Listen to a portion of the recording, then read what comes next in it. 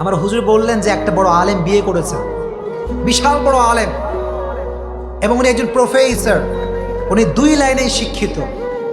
তো বিয়ে করেছে এমন একটা মেয়েকে, যে মেয়েটা দেখতে সুশিক্ষিত, সভ্য, মার্জিত, অনেক বড় ফ্যামিলির মেয়ে। কিছু কিছু মেয়ের উপরে এক, ভেতরে আর এক, আছে না নাই? অনেক মেয়ে আছে দেখবেন এত সুন্দর পর্দা করে, মুখ দেখা যায় না, হাত দেখা যায় না, চোখটাও দেখা যায় না, এরকম মেয়ে আছে না নাই? দেখলে মনে হবে যে ভাজা মাছটা উল্টাই খেতে পারে না, আছে না নাই? এই পর্দাশীল মেয়ে গার্লফ্রেন্ড বয়ফ্রেন্ডের রিলেশনশিপ করে, চিল্লায় এখন ঠিক কিনা?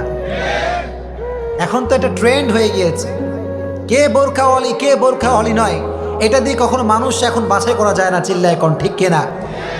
এজন্য হুজুর সাহেব বিয়ে করছেন বাসর রাতে, তার বউ বলছে যে আমি একটা আপনাকে অনুরোধ করতে চাই। অনুরোধটা কি? বলছে আমি আপনার সঙ্গে সংসার করতে পারি, একটা শর্ত আছে। একটা কি আছে? এবার হুজুর বলছে কি শর্ত, হোয়াট ইজ দ্য কন্ডিশন, শর্তটা আসলে কি?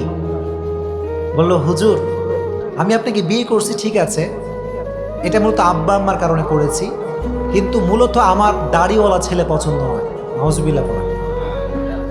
তা আমার যে সুন্দর চেহারা, এটা কি আপনার পছন্দ হয়?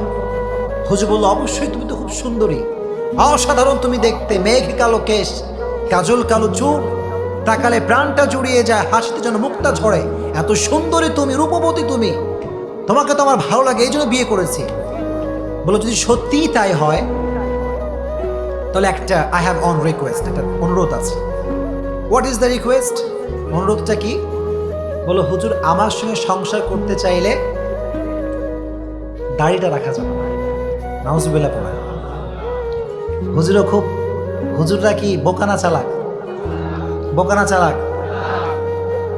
হুজুর দেখে বোকা মনে হয় নাকি আমাদের নিয়ে অনেকে জ্বলনি আছে না নাই? আমাদেরকে নিয়ে সব জ্বলনি। আমার অনেকে কয় যে হুজুর বেশি স্টাইল করে, আছে না নাই?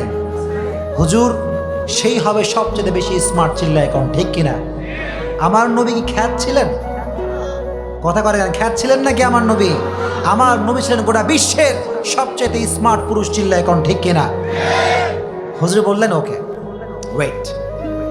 ওয়েট আ মিনিট, একটু সময় দাও, তুমি একটু এখান থেকে যাও, আমি তোমাকে উত্তরটা দিব আফটার অন আওয়ার, 1 ঘন্টা পরে।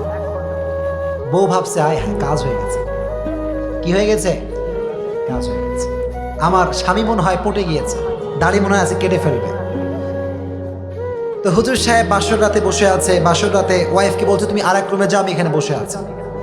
1 ঘন্টা পরে ওয়াইফ আবার আসছে, এসে গেটটা নক দিয়েছে যে একটু গেটটা খুললে আপনার ডিসিশন শুনতে চাই, যে আপনার ডিসিশনটা আসলে কি।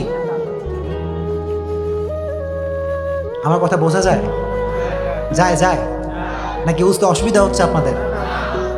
হুজুর সাহেব বাসরাতে বসে আছে, বউ আসছে, এসে বলছে হোয়াটস ইয়োর ওপিনিয়ন, কি আপনার মন্তব্য, কি আমাকে একটু বলেন, কি ডিসিশন আপনি ফাইনাল করলেন? উনি বললেন যে বউ তুমি তো আমার বউ, তুমি আমার কি বউ, মানে তুমি আমার জান, চিল্লা এখন ঠিক কিনা?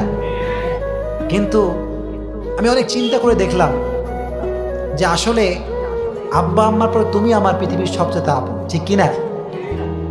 বউ তো মহাখুশি, তাহলে তো অবশ্যই ভাবসাব খুব ভালো, মনে হয় সব কিছু ঠিকঠাক থাকবে। এবার হুজুর বলল যে আমার আব্বা আম্মা আপন, তারপরে তুমি আমার আপন, কিন্তু সবার আগে আমার আপন একজন, চিল্লায় কোন তিনি কে? যখন তিনি কে? আল্লাহ আমার সবচেয়ে কাছের, আমার আল্লাহ সবচেয়ে আমার প্রিয়, চিল্লায় কোন ঠিক কিনা?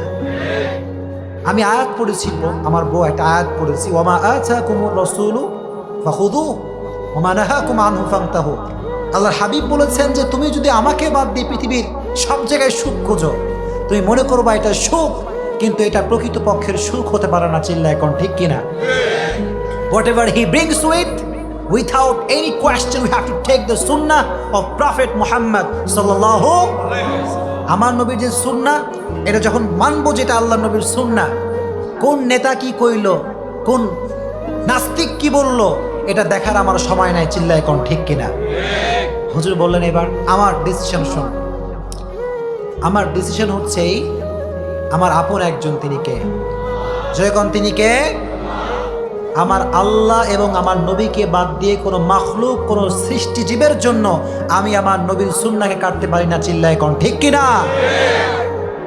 This is the real love, this is the true love of prophet Muhammad সাল্লাল্লাহু আলাইহি ওয়াসাল্লাম। যুবক, তুমি ট্রু লাভ বোঝো না?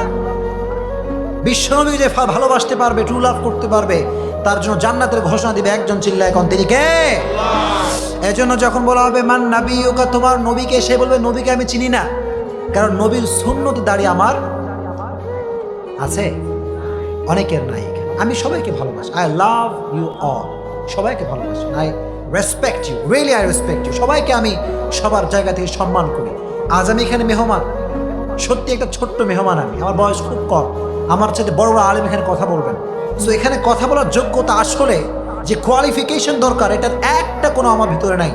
আমি অনুরোধ করছি, আজকে অনুরোধ করছি, হাতে পায়ে ধরে, যাদের মুখে দাড়ি নাই তারা আমাদের ভালোবাসার মানুষ, ঠিক কি না? একটা কথা আল্লাহর হাবিব বলতেন, हमें गुनाह से नफरत है, गुनहगार से नफरत नहीं। भाई हम तो गुनाह से नफरत करते हैं, लेकिन जो गुनाह करते हैं उन्हें हम नफरत नहीं करते। আমরা গুনাহকে অপছন্দ করি, কিন্তু গুনাহগার বান্দাকে আমরা ভালোবাসি, চিল্লায় কোন ঠিক কিনা? আজ থেকে যারা এখানে এসেছেন, আজকে একটা নিয়ত করেন, জাস্ট একটা নিয়ত, যে হুজুর আজ থেকে, বরং আজ থেকে সবাই এখান থেকে from beginning to the last সবাই বলবেন আজ থেকে হুজুর আমি খাঁটি দিল থেকে, প্লিজ কথা বলেন, নিয়তটা করেন, তোমাকে নিয়তটা করেন, হুজুর খাঁটি দিল থেকে আজকে আমি নিয়ত করলাম, আজ থেকে আমি আমার নবীর সুন্নাহকে অনুসরণ করে আমি আমার নবীজির দাড়ি রাখবো। জোরে কোন ইনশাআল্লাহ? পারবেন ইনশাআল্লাহ? নাকি এটা একটা ফর্মালিটি হয়ে গেল, হুজুর কইছে না কইলে কি আর হয়? এরকম না, প্লিজ। যদি আপনি দাড়ি রাখতে পারেন, কবরের ভেতরে সেকেন্ড কোয়েশ্চেন তোমার নবীকে, এই উত্তরটা আপনার জন্য সহজ করে দিবে একজন, তিনি কে? তোমার রবকে, তোমার নবীকে, এটা প্রশ্ন করা হবে। যদি আপনি মুমিন হয়ে থাকেন, আপনার জন্য উত্তরটা সহজ করে দিবে একজন, তিনি কে? তাহলে একটা মেসেজ আমি প্রথমেই দিয়েছি, মরার আগে হয় রাখতে হবে একজনের, তিনি কে? জয়গণ, তিনি কে?